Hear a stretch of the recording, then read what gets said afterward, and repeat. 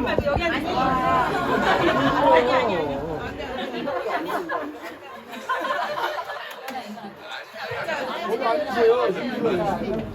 예, 저희가 시나리오가 없이 진행하다 보니 이런 경우가 좀 있다는 점 말씀 좀 드리고요. 이동수원이 같이 앉으시라고 일부러 앉으셔야 진행이 됩니다. 예. 오늘 정말 많은 분들이 또 이렇게 올해 신년회를 이어서 신년회도 함께 해주시는 것이다. 감사드린다는 말씀을 좀 드리고요.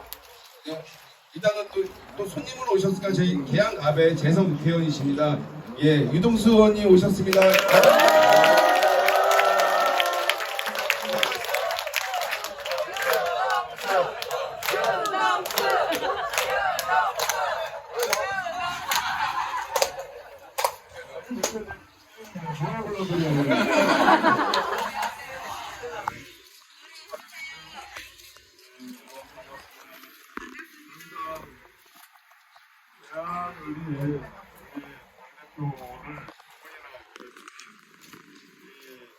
역사에서 최고의 지역 아닙니까? 하나 부족한 게 하나 있어요. 지금 하나 부족한 게 있습니다. 뭔지 알죠? 네, 오늘만 나오면 됩니다. 감사합니다.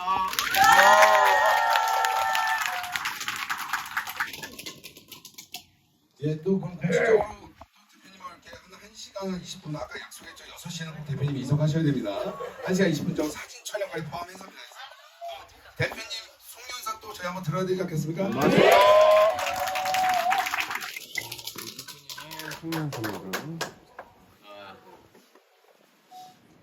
제가 앉아서 할게요. 네.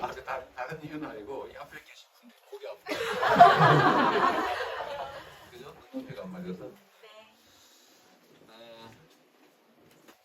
카메라가 너무 많이 돼가지고 쑥스러운데 방송사 카메라는 별로 부담이 없는데 카메라 영상 스마트폰 영상은 좀 부담스러운데 농담입니다. 계속 찍으세요.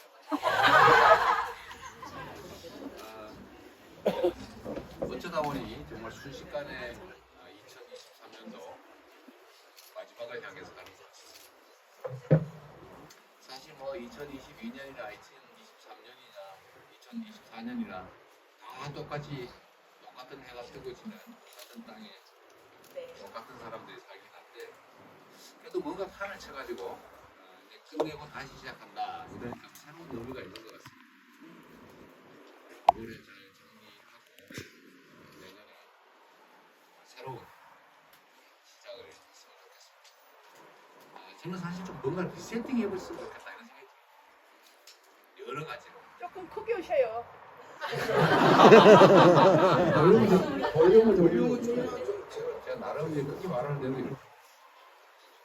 이걸 단식을 하고 나니까 목소리에 힘이 좀 빠졌다고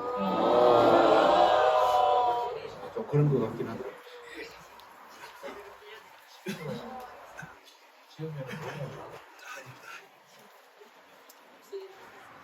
그것도 곧 회복이 되겠죠. 회복이 되겠고 좀 나아졌습니다. 그래서 어제 여러분들 정말로 고생 많으셨어요. 작년에도 힘들었지만 올해는 더 힘든 한 해였던 것 같고 내년도 객관적으로 보면 경제 상황이든 정치 상황이든 국제 상황까지도 좋아질 것 같지는 않습니다. 그거를 단단히 하고 또 그 어려운 상황에서도 우리 스스로 준비하기에 따라서 다른 상황으로 우리가 만들 수도 있는 거니까 내년은 올해 했던 노력보다는 좀 더 많은 노력을 기울여서 좀 반전의 계기를 만들면 좋겠다 이런 생각이 듭니다. 그렇게 하시겠죠? 예. 저는 언제나 그 위기는 기회다. 위기 속에 기회가 있는 거지. 평범한 편안한 상황에서야 기회가 있겠냐 이런 생각을 합니다. 그리고 모든 사람들이 다 할 수 있는 일을 다 하는 것은 능력이 아니다. 사람들이 할 수 없는 일을 하는 게 능력이고 또 정치는 없는 길을 만드는 것이다 이렇게 생각하기 때문에 우리가 지금은 어려운 상황을 겪고는 있지만 힘을 합쳐서 또 슬기롭게 이 어려움을 극복할 뿐만 아니라 이 상황을 활용해서 더 나은 미래를 우리가 만들 수 있다고 확신합니다. 그 길로 여러분 함께 가시겠죠? 회장님으로 바꿔요.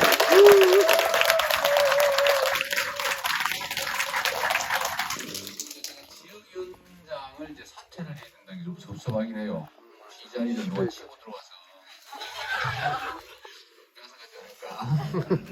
대표님 저를 조심하세요. 그런다는 소문이 좀 있어요. 농담이고요. 저는 요새 농담을 해도 이걸 요것만 따가지고 왜곡을 해서 맞아요. 공격하는 경우가 많아서 농담도 못하겠더라고요. 비유적 표현 이런 것도 하면 안 돼요. 원래 정치라고 하는 게 본질적으로 보면 기회, 자원 이런 걸 놓고 그 기회와 자원을 누가 쓸 것이냐, 누가 누릴 것이냐를 놓고 다투는 것 아닙니까? 사실 본질은 전쟁이죠.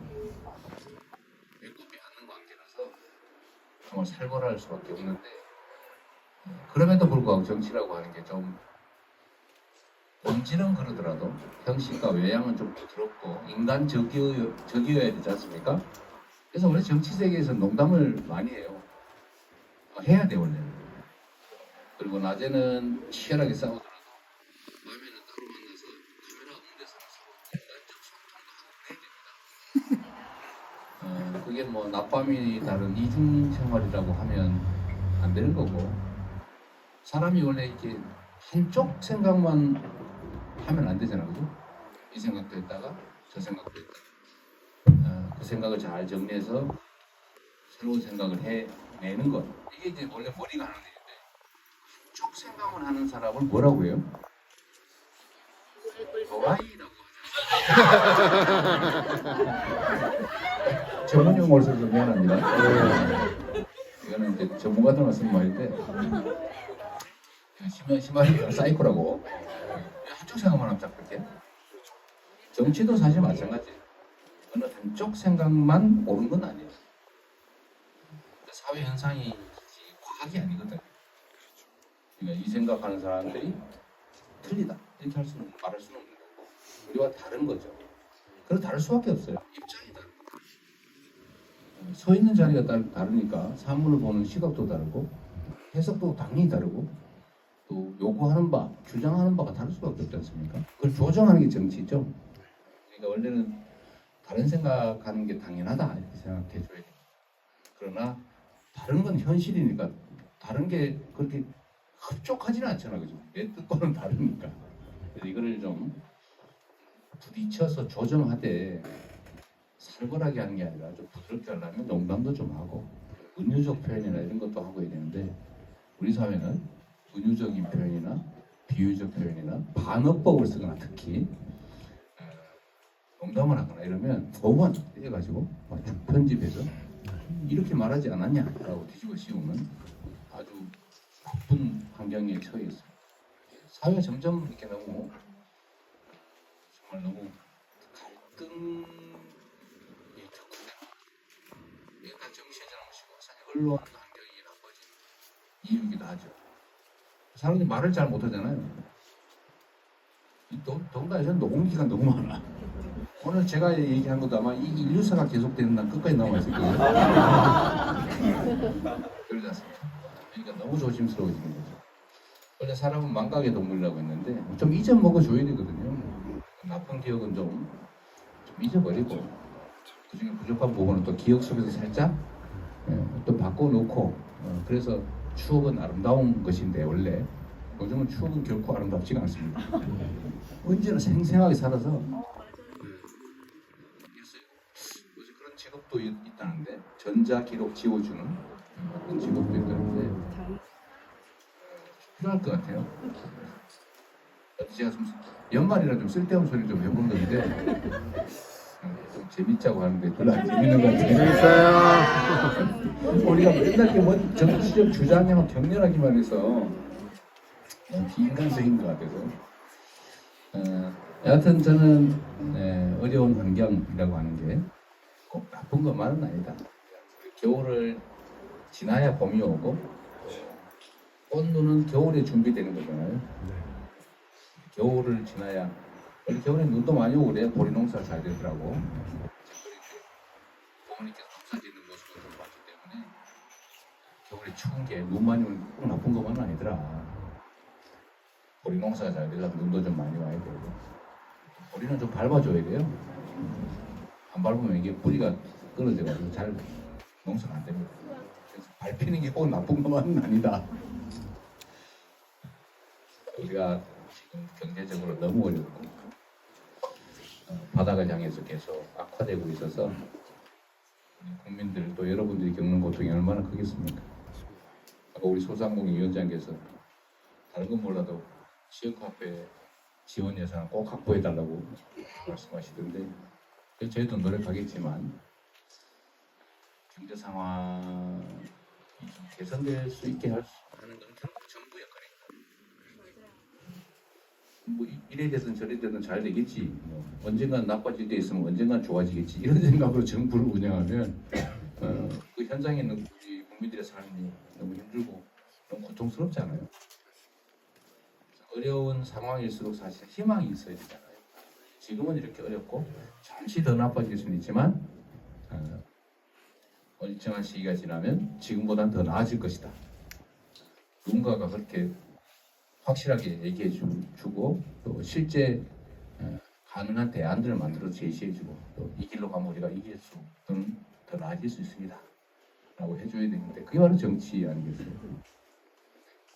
정부의 역할이 이럴 때면 좀 부족하고 또 한편으로는 방치하는 게 정부의 역할이다 이런 생각하는 경우도 있는 것 같아서 정말로 안타깝죠. 그래도 겨울이 길어지면 결국 봄이 오지 않습니까? 네. 밤이 깊어지면 어둠이 짙으면 결국은 새벽이 가까워 온다는 뜻이니까 이 힘든 상황 속에서도 우리가 미래를 함께 준비해 가면 좋겠습니다. 네.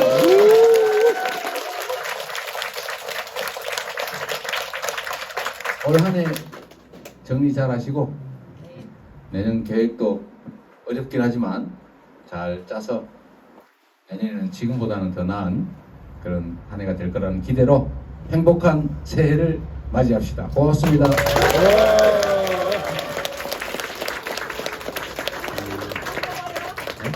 만나뵈서 반가워요. 내가 단식할 때 내가 우리 비서한테 전화를 얼마나 울었는지 아세요? 네, 저희 박광영 고모님이십니다. 전화만 하시면 우세요. 어쨌든 뭐 준비된 기획 일정이 있을 텐데 네. 갑자기 물으시니까 딱히 준비한 건 없고요. 사실. 네, 저희 신년할 때도 그렇게 했어요. 그래서 혹시라도 대표님한테 또 하시고 싶으신 말씀, 네, 또 있으시면 또 대표님이나 또 유동수 의원님께 하시고 싶은 말씀, 힘이 되시고 싶은 말씀 뭐 이런 거 있으시면 손 드시면은 그 저희가 마이크를 좀 전달해드리고 또 일단은 몇몇 분들한테 좀 인사를 좀 그냥 편하게 하죠. 네. 물론 이런 수가 좀 많으셔가지고 어렵긴 하겠지만. 제가 일방적으로 얘기하면 재미없으니까 여러분 하시고 싶은 말씀은 가능하면 짧게 좀 해주시고 네 그러십시다. 네. 아니 그 서서 얘기할게요. 네. 어차피 역사는 더디 가지만 우리 진보는 변화하고 있고 발전하고 있습니다. 대표님이 간혹 좀뭐 사회다가 빠졌다 이런 얘기를 듣는 게 화가 날 때가 있는데 우리 대표님은 속도가 중요하신 게 아니라 가는 방향이 중요하다고 생각하시는 것 같습니다. 그래서 우리 대표님이 가는 방향을 우리 열심히 우리 뒤에서 응원해 주십시다. 그리고 그 응원하는 방법 하나는 꼭 내년 총선까지 언론에 댓글 꼭 달아주셔야 합니다. 댓글 작업 꼭 해주시고요. 우리 대표님 응원해 주십시오. 이거 관련해서 저도 의견 하나 말씀드리겠습니다. 제가 성남시장을 할 때 누가 제 언론인들하고 이렇게 자주 봤었는데 그때 왜 그리 튀냐 저보고 그렇게 얘기를 해요. 그래서 제가 그때 뭐라고 했냐면 벼룩 있잖아요. 벼룩이 안 뛰면 눈에 띄냐 그게. 근데 벼룩이 뛰는 것만 해가지고 눈에 띄겠냐. 다 뛰는데 좀 약간 특이한 포즈를 취해야 눈에 띄지 않냐. 내가 맨날 벼룩만 하고 있겠냐. 성장하고 그래서 그거 해도 되고 됐다가 초등됐다가 그러지 않겠냐. 근데 이렇게 만약에 소가 제가 서예요. 소가 돼가지고도 벼룩처럼 뛰면 어떻게 되겠냐. 그걸 뭐라고 그러는지 아냐. 그걸 광우라고 그런다.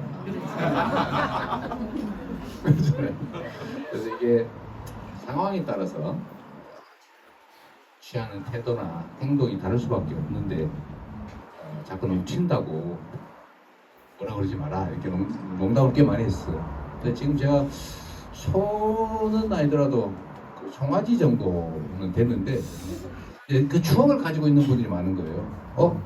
저 사람이 벼룩 때 이렇게 재밌게 시원하게 막 잘했는데 요새는 왜 안 그러지? 아쉬워?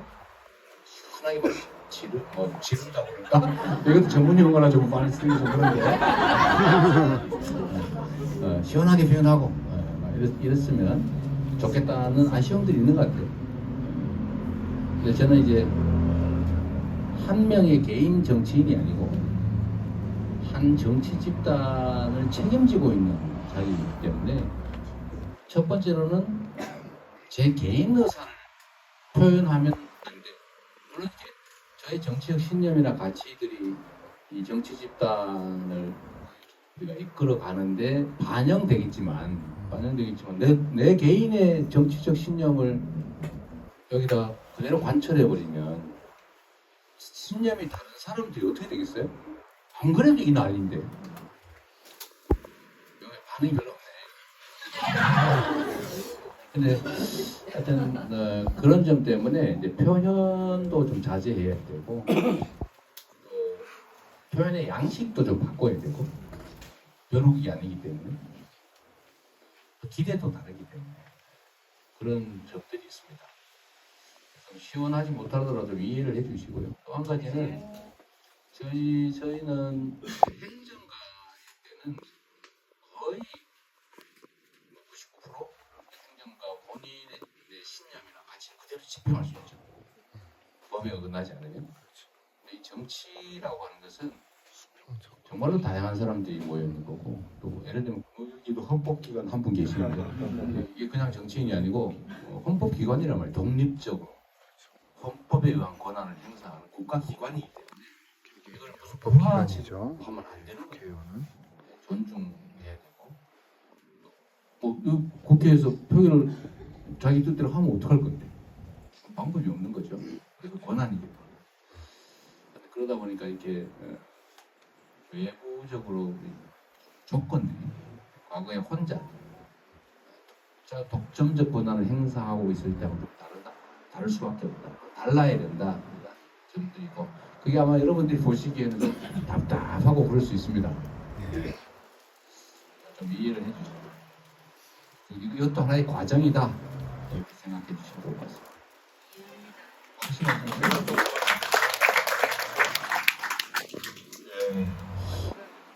제가 볼 때는요, 우리 대표님께서 국정을 운영해가는 준비를 하신다 이렇게 생각합니다. 왜냐면 국회의원 3명을 부산에서 서울로 데려오는 게 편하냐, 벼룩 3마리 데리고 부산에서 서울로 데려오는 게 편하냐 이렇게 할 때 국회의원 3마리 데려오는 게 훨씬 힘든다고 합니다. 네. 벼룩 100마리에 준한답니다. 국회의원 3명이. 그래서 저희들이 지금 보고 있잖아요. 국회를 모르는 대통령이 어떻게 국회를 운영하고 국정을 운영하는가 보고 있잖아요. 저는 대표님께서 충분히 그런 경험 좀 하고 계신다 이렇게 생각합니다. 아주 잘하고 계십니다. 아주 잘하고 계십니다. 잘하려고 노력 중이다. 또 있습니다. 또 질문 있으신 분은 예, 마이크를 좀. 저는 이제 좀 우리 괜찮습니다. 국민들에게 조금 더 삶의 질을 향상시킬 수 있는 질문을 하나 드리려고.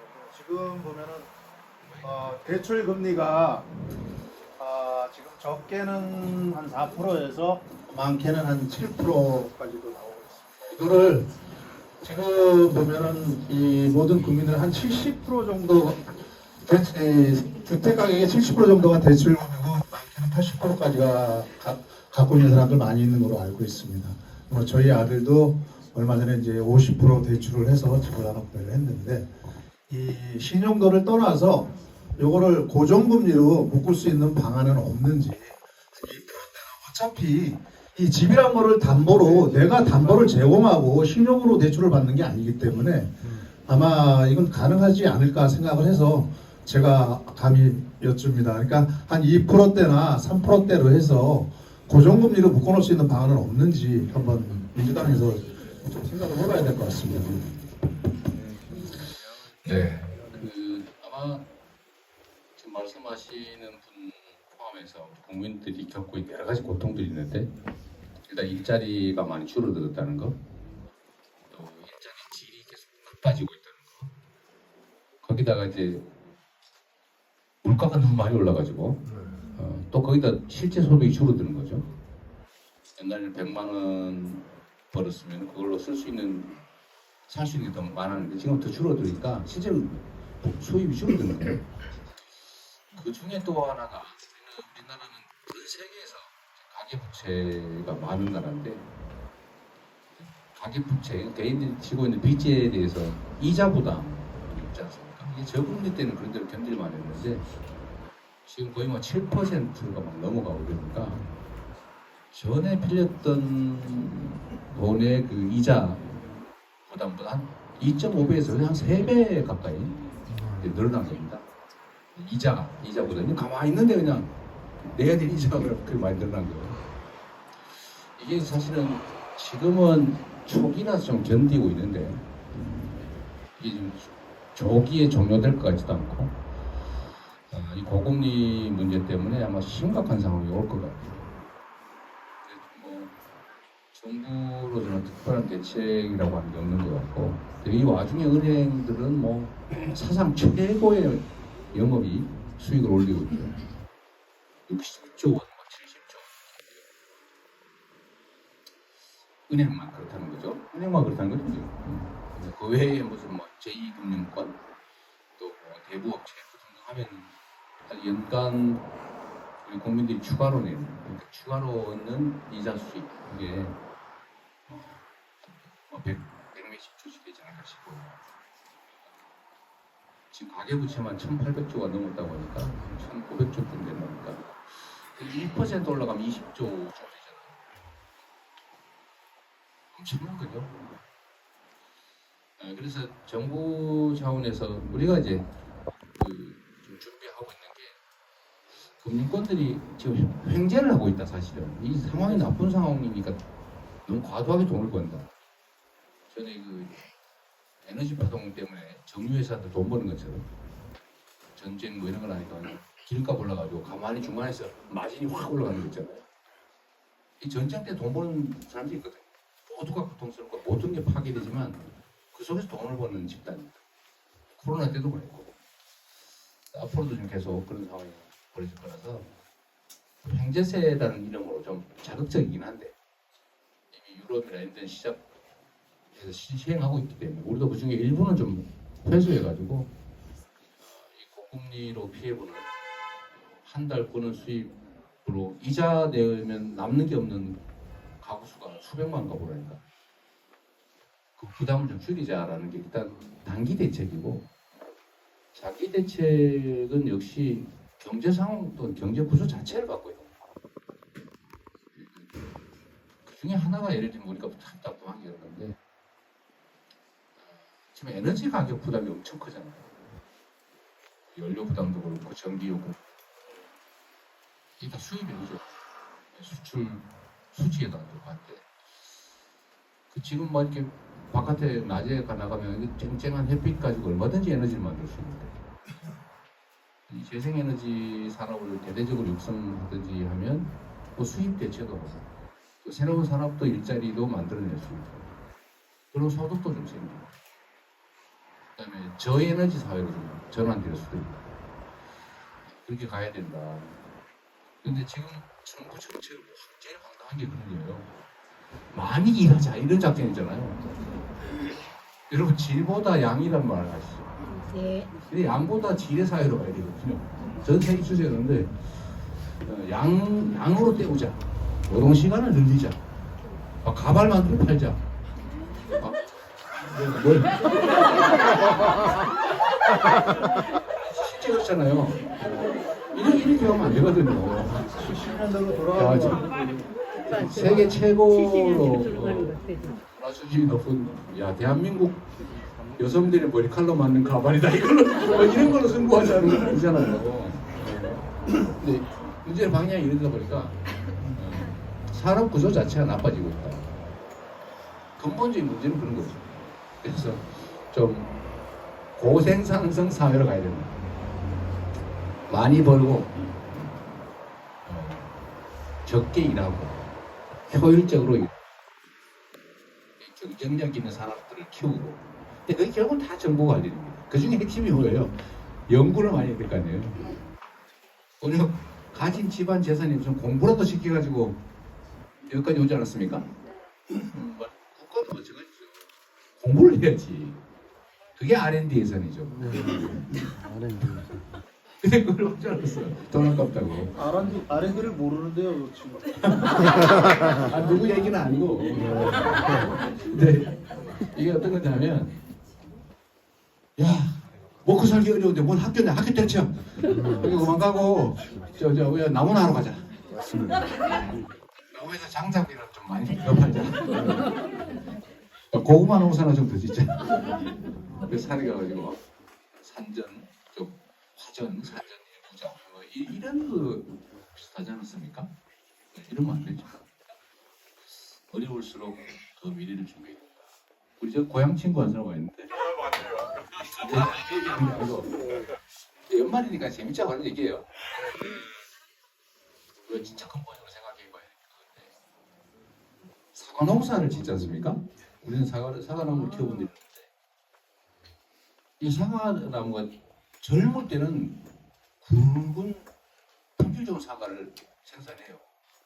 근데 사과나무도 늙고 나이가 들잖아요. 그 사과가 점점 자라집니다. 나무는 커지는데 달고 많이 달려요. 이게 상품성이 떨어져요. 나중에 소모기로밖에 못 써. 등급나무가 된단 말이에요. 가면 갈수록. 그런데 이거를 잘라내고 새로 사과나무를 심으면 한 2, 3년, 3, 4년은 수확을 못해. 그때 손가락을 빨고 있어요. 그래도 똑똑한 농부는 일정한 시기가 지나면 사과나무를 자르고 잠깐 생산을 못한 수확을 못하더라도 새로 새 사과나무를 심는 겁니다. 그게 정상 아니에요? 맞습니다. 더 품질 좋은 묘목을 심어서 그래야 전체로 보면 수익이 늘잖아요. 그런데 이런 사람들이 있어요. 당장 아까워가지고 야 올해는 그럼 사과를 못 따는데 그거 어떻게 그냥 견뎌.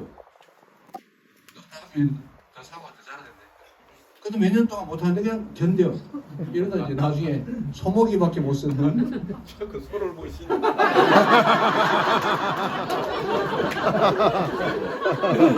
소모기. 이게 국가도 마찬가지입니다. 국가도 이게 이제 우리 저임금 노동을 의존하는 산업 체제 극복해야 되잖아요. 질보다 양으로 하루에 막 12시간씩 일하고 막 코피 흘려가면서 막 14시간씩 일하고 주말도 없이 일하고 그런 시대가 있었지만 앞으로 그래 가면 안 되잖아요. 근데 그런 산업들을 걷어내야 새로운 산업이 들어올 수가 있어요. 근데 그걸 억지로 무리하게 걷어내면 안 되잖아요.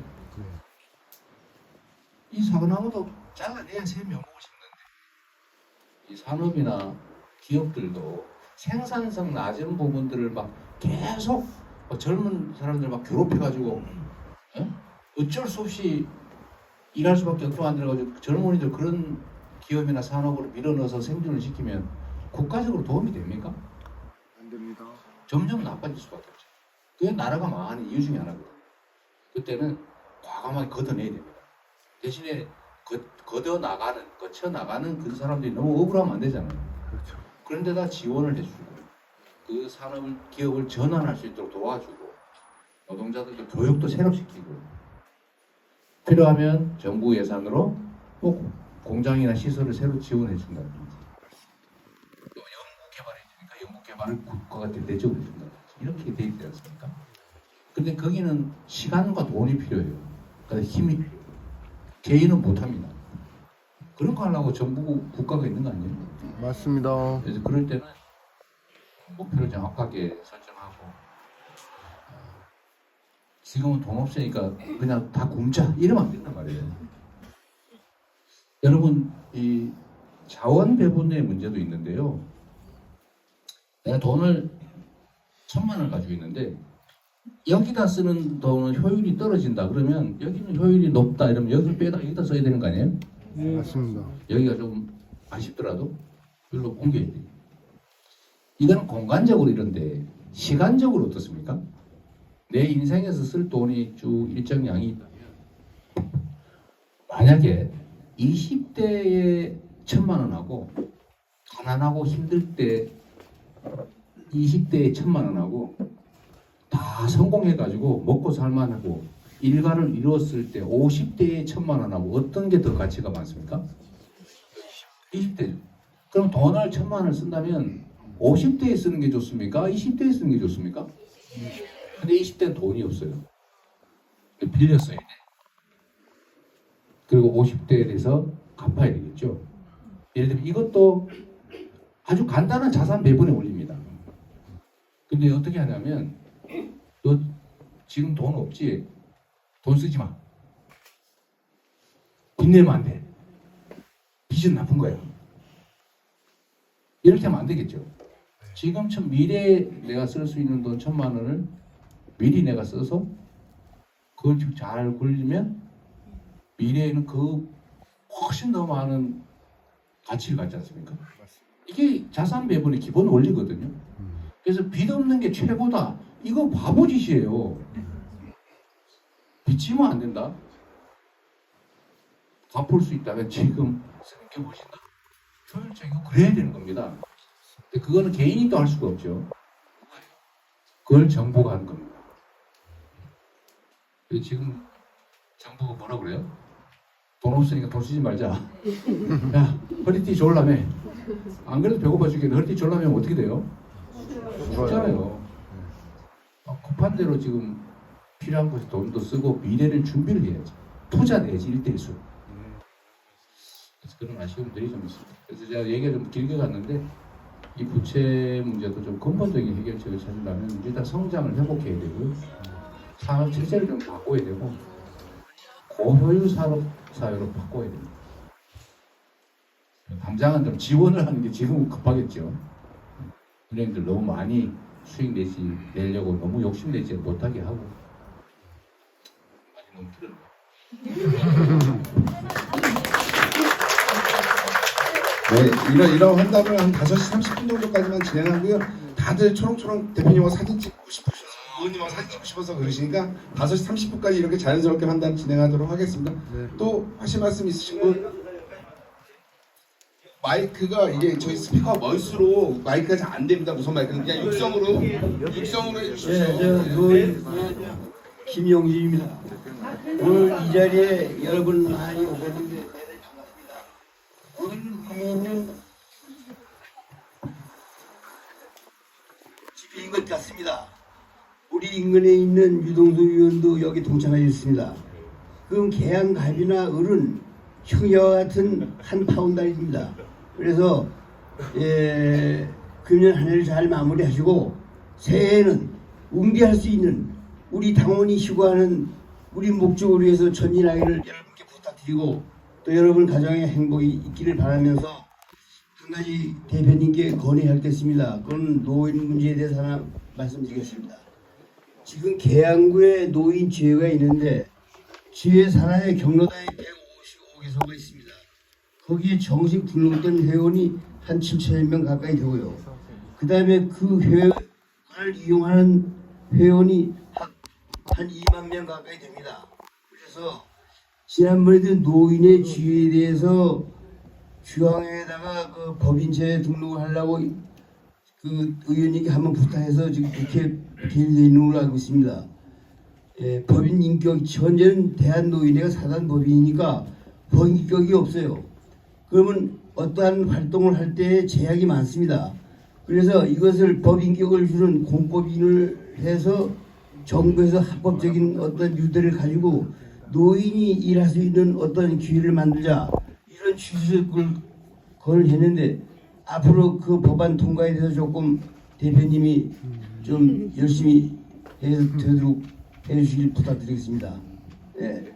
그리고 여기 계양구 의원님들이 계신데 우리 계양구 노인의 금년도 예산이 노인 일자리가 한 500개 늘어났습니다.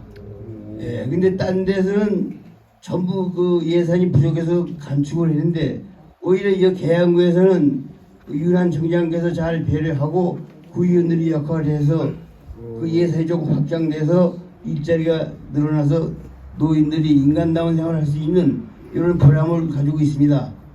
노인들이 뭐 수입이 있겠습니까? 그러나 단돈 1,000원이라도 수입이 있다면 그게 값진 소득이 되는 것입니다. 그래서 인간다운 노인 생활을 할 수 있는 이런 사회적인 기반을 좀 만들어 주시기를 부탁드리겠습니다.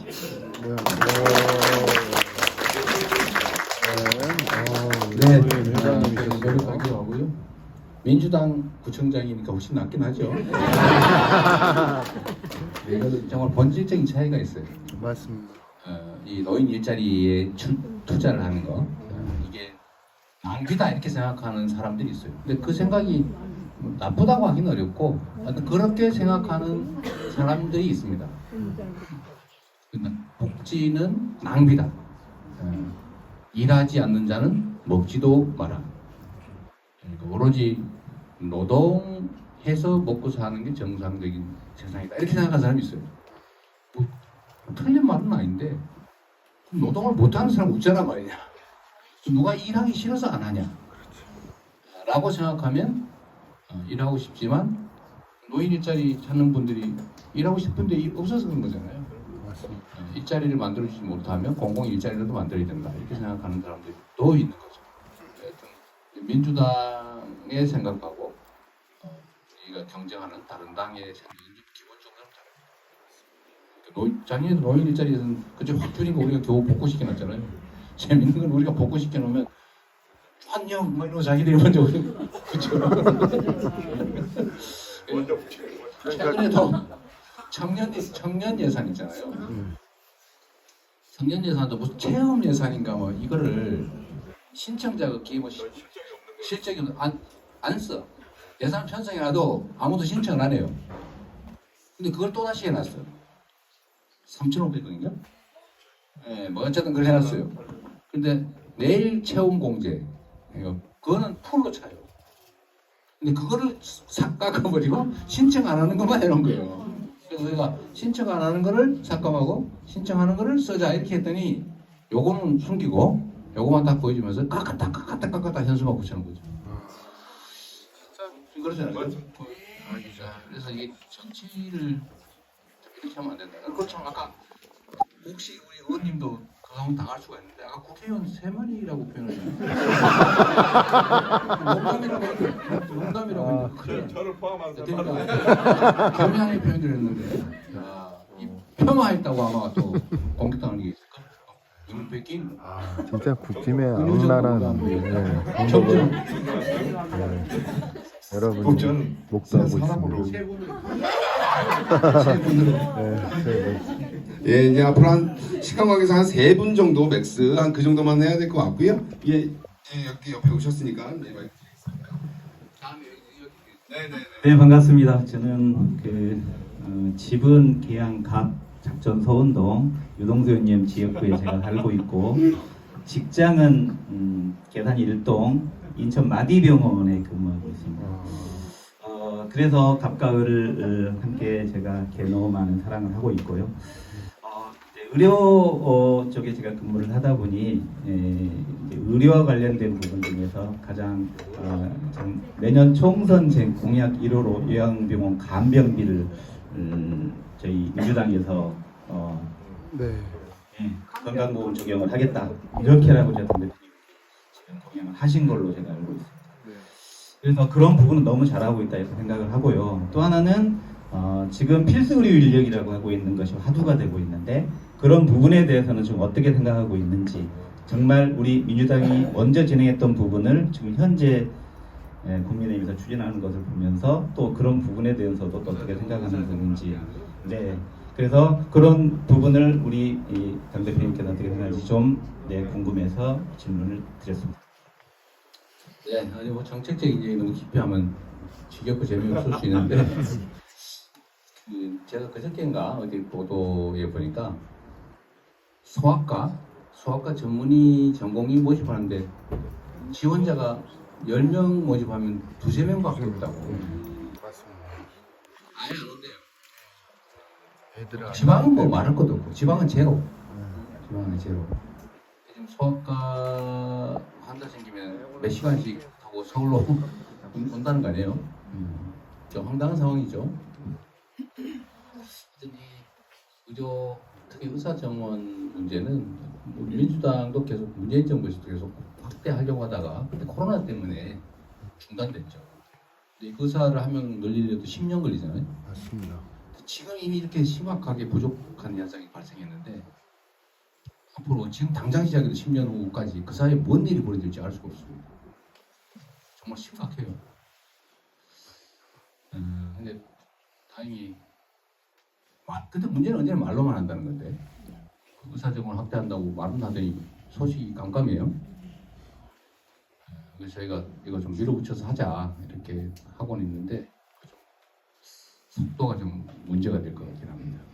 해결해야 될 아주 중요한 근본적인 문제 중에 하나입니다. 뭐 감염병 문제는 사실 참 제가 전에도 그 말씀 한번 드렸는데 이거 다 좋은 방법이 있거든요. 뭐든지 정책을 만들면 복합적으로 만들어야 되는데 그냥 간병비를 정부에서 돈만 대준다 이렇게 하면 의료 재정이 낭비되는데 그 돈 누가 내지? 이렇게 가게 되잖아요. 그 말도 맞는 거예요. 근데 이게 더 좋은 기회로 만드는 방법이 있더라고요. 얘기를 해보니까 지금 간병인 구하려면 못 구한다는 거 아니에요? 500만 원 좀 줘야 되는데 평균 비싸서 500만 원. 그 왜 그러냐면 간병을 구해야 될 상황이면 개인적으로 상태가 별로 안 좋은 상태예요. 그럼 24시간을 지키고 있어야 돼요. 그리고 주말도 없어요. 밤낮도 없고 주말도 없어요. 그거 누가 하려고 그래 그걸? 안 하죠. 그러니까 구하기가 어려운 거. 그냥 비싸지. 근데 한번 생각해보세요. 그 사람들이 24시간 연락 하고 있어야 되는 거 아니잖아요. 그렇잖아요. 그리고 한 달 내내 집에도 못 가고 계속 해야 되는. 만약에 이거를 4명이서 돌아가면서 한다. 그냥 똑같은 일이라도. 훨씬 수월하죠. 그러면은 할 사람 많아질 거 아니에요? 그렇죠. 네, 사죠. 한 달 내내 24시간 하고 500만 원. 그거 말고 그 일주일에 6일만 하고 뭐 12시간씩 하든지 이렇게 할 수 있다면 굳이 그렇게 많이 안 받아도 되잖아요. 그래서 이런 걸 정부가 조정을 해준 거예요. 이거를 한 사람이 한 서너 명씩도 할 수 있거든요. 이걸 다 묶어가지고 여러 명이 합동으로 해주면 근무 시간도 자율적으로 조정할 수 있고 24시간 한 달 내내 그거 안 해도 되고 그러면 보수도 좀 떨어질 수 있고 쓰는 쪽은 나눠서 하니까 24시간이 아니고 필요할 때만 쓰면 되니까 그러면은 필요 시간도 줄어드니까 5명이서 1명을 쓰는 꼴이 된다든지 아니면 50명이서 10명을 쓴다든지 이렇게 하면 확 떨어지잖아요. 대신에 일자리가 생기잖아요. 정부가 일부 지원을 해주고 관리하는 것들을 지원해주고 그러면 안 그래도 먹고 살기 어려운데 하루에 뭐 12시간 이렇게 하고 한 달에 300만 원 정도 받을 수 있다. 주말도 쉬고 이러면 할 사람 많지 않겠어요? 그렇죠. 아니 지금 쓰는 사람도 요양병원이나 요양원이 그런 식으로 그렇죠. 운영이 되고 있죠. 보건적으로 이렇게 하고 그리고 있는데 통합병실을 운영하면 되고. 그러니까 이거를 그렇게 어려운 건 아니다. 그 500만 원 간병비를 다 대주는 것도 아니고 일부 대주고 시스템만 잘 구축하면 가능한데 이게 정부가 할 일 아니겠어요? 그렇죠? 일자리도 만들고 환자도 덜 괴롭고 보호자도 덜 괴롭고 정부 재정도 좀 아끼고 이 간병할 상황이 발생하면 가족들 죽어나는 거 아니에요? 다 원수되지 않아요? 아직 안 겪어보셨구나. 진짜 가정 파탄 납니다. 가족 파괴돼요. 그런 상황도 없을 수 있다. 하긴 나릅니다. 관심 갖고 관심 가지고 해야 될 일은 너무 많은데. 뒤에 한번 이렇게 보시면요. 저희가 오늘 제목이 당원들과 함께한 재미있는 송년회입니다. 그러니까 재미있게 말씀해 주셔야 돼요. 마이크가 갈지 모르겠습니다. 예. 오늘 와서 공식 행사만 가면 되는 줄 알았는데. 저는 충남 천안시 성안읍에 사는 사람인데요. 저희가 농촌에서 사는데 이제 되게 가뭄이 많고 뭐 비가 많이 와도 농부님들이 농사에 대한 그 애착이 되게 심한데 올해 추수가 끝나시고 옆집에 이장님이 그러시더라고요. 아, 농사 때려치고 싶다. 근데 처음 그런 말씀을 하셨대요. 그리고 나 뒤에 농사할 사람도 없고 그래서 저희 마을에 그 노는 그 벼를 안 한 그 노는 땅이 되게 많아졌거든요. 그래서 그거 보고서 되게 서글프신가 봐요. 그래서 저희 지역이 거의 다 이번을 찍으시는 분들이지만 어느 분 때문에 나라 망할 것 같다고 막 하시면서 한탄을 하시더라고요. 근데 저희가 감나무가 있는데 그 감나무가 올해 진짜 맛이 없더라고요. 그러니까 기후도 안 좋은 데다가 양봉법 때문에 그러신 건지 벼농사 별로 안 하고 싶어 하시고 대부분 다 땅을 다 많이 내놓으셨어요.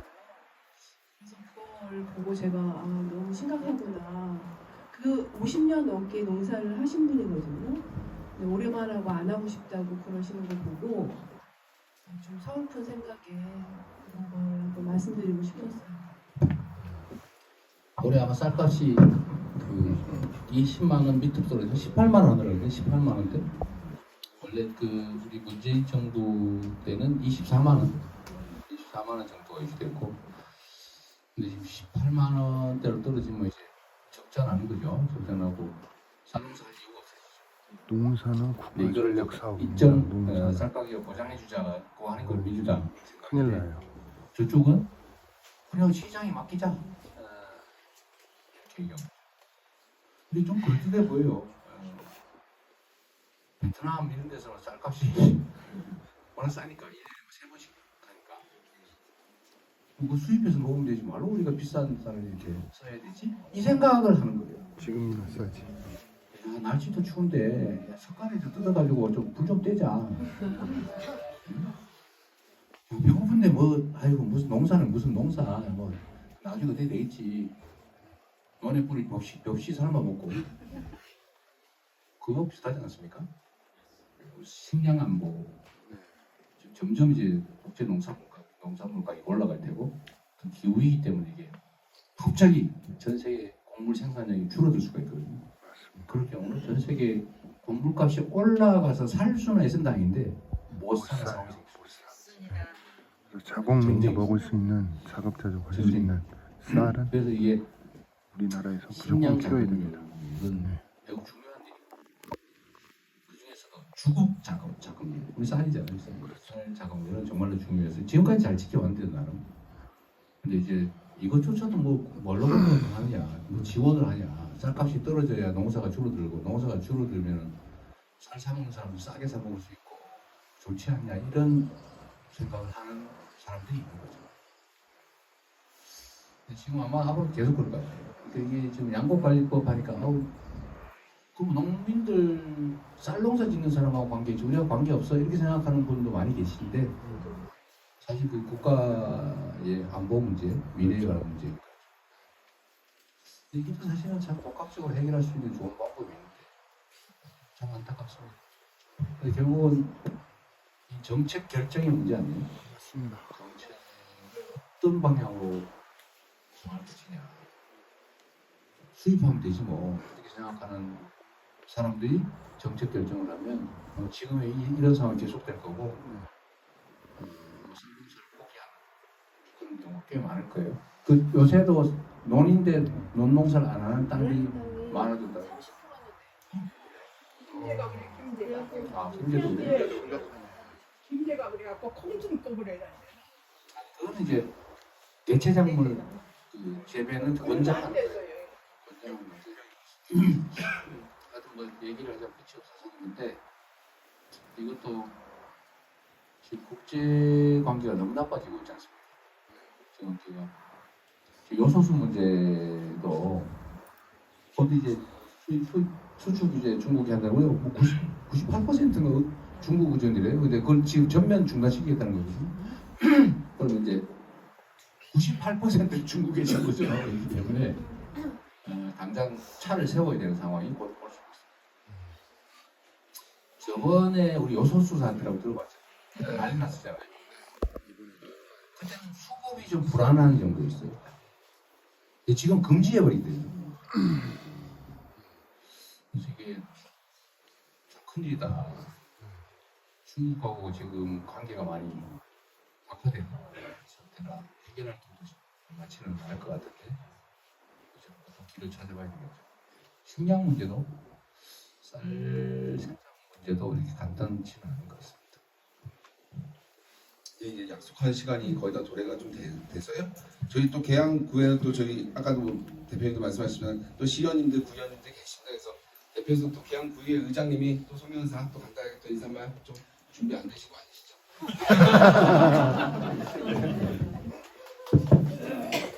네, 안녕하세요. 반갑습니다. 계양구의 의장 조양 인사드리겠습니다. 오늘 또 이렇게 우리 계양구 이재명 당대표님실에 오신 것을 진심으로 환영을 하고 또 우리 고모님들 오랜만에 또 우리 대표님을 뵙기 위해서 함께 하셨는데 감사를 드리겠습니다. 그리고 또 우리 당원 동지 여러분들 그리고 또 우리 이동수 의원님은 또 우리 계양구 갑에서 열심히 지금 자꾸 일을 하고 계시는데 또 우리 이재명 대표님 오셔서 이렇게 오신 것에 대해서 환영을 하고 반갑습니다. 저희들이 한번 우리 계양구에서 이제 이재명 대표님이 이제 대표님이시다 보니까 사실상 지역을 계시는 시간이 사실상 많지는 않습니다. 그래서 저희 이제 구의원들하고 시의원들하고 그 부분을 어떻게든지 좀 이렇게 채워드리고 또 저희들도 열심히 한 발 뛰고 두 발씩 뛰고 이렇게 노력을 하고 있는데요. 그래도 이제 우리 주민들의 입장에서는 그래도 이제 우리 대표님 얼굴 한번 뵙고 싶은 게 소망이고 희망이라고 생각을 합니다. 그래서 저희들이 또 많이 설명을 해드리려고 하고 있지만 그래도 또 우리 주민님들이 또 많이 이해해 주신 분도 계시고 이해를 안 해주신 분도 계십니다. 저희들이 그런 또 채워가야 될 부분이라고 생각하고요. 네, 올 한 해 동안 고생들 많이 하셨고요. 또 올 한 해가 얼마 남지 않았습니다. 마무리 잘 하시고 돌아온 2023 갑신년 새해에는 제가 말씀을 안 드려도 정말로 중요한 해라고 생각합니다. 그래서 내년 4월 달에 우리 계양에서부터 바람이 불어서 전국적으로 녹색 바람이 불어서 정말로 우리가 소망했던 그런 희망의 나라를 만들기를 원합니다. 여러분 같이 그러겠으면 좋겠습니다. 감사합니다. 감사합니다.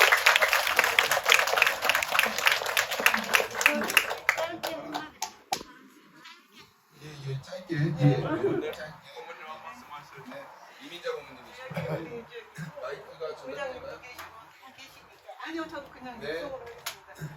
그 저기 객사 택지에 OBS 방송으로 리전 해도 있잖아요. 근데 올해 지금 한 해가 다 가도록 그대로 비어 있는데 언제쯤 리전 할 건가요? OBS에 오래 와 있는데. 아니 그게 보기 싫어요 진짜. 여기서 막 저기서 주민들은 이때 같이 하시는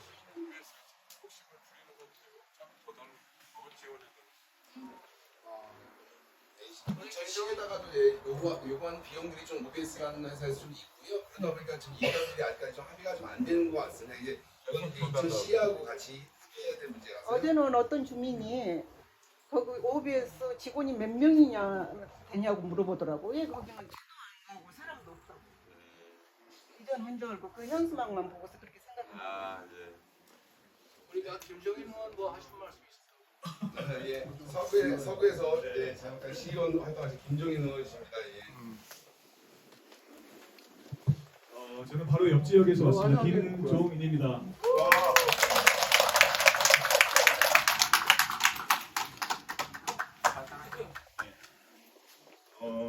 좀 영광스러운 자리입니다. 개항의 우리 대표님께서 함께 해주셨는데요. 여러분들도 존경하는 계시고,